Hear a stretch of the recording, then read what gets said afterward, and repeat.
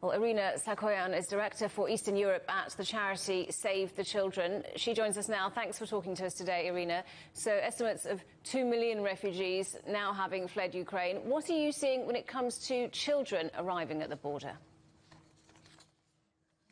Yeah, Save the Children is very much concerned about the situation of children in the country. As you rightly mentioned, there are 7.5 million children in Ukraine. And I can't name a figure that of children who are not affected by this conflict. We know that nearly 800,000 children are currently on the move, in the risk of separation, in a very difficult situation as they move through the country for several days in a cold weather without having very basics. We also know that there are a number of victims among children. As of today, there have been 16 cases reported, but we know that the number can be quite underestimated. Additionally, another concern that we see there is with regards to children that remain in their communities and continue to witness the heavy shelling and the hostilities in their communities. So that has a detrimental impact on their psychological condition. And Irina, as well as children arriving with family members, you're also seeing children arriving alone. What more can you tell me about that? What kind of ages are you seeing?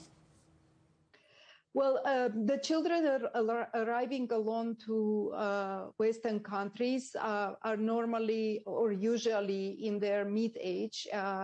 They start from 10 to 14. We are gathering now the information on those children and trying to do family tracing and family unification on the ground.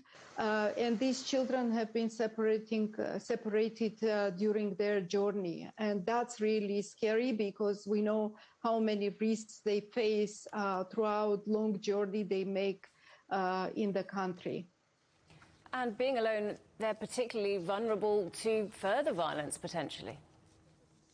They are extremely vulnerable because they are alone.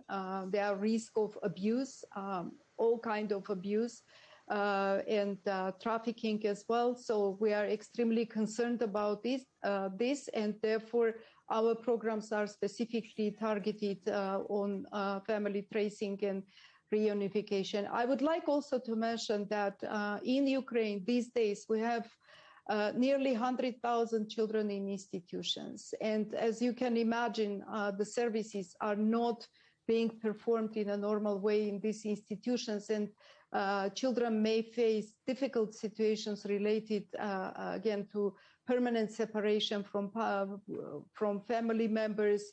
They may be impacted by the conflict itself, the violation around, but also there is a risk of detrimental impact on their well-being. They can be subjected to violence, including sexual violence or physical abuse. Irina Saghoyan from Save the Children, thank you very much indeed for talking to us. Thank you.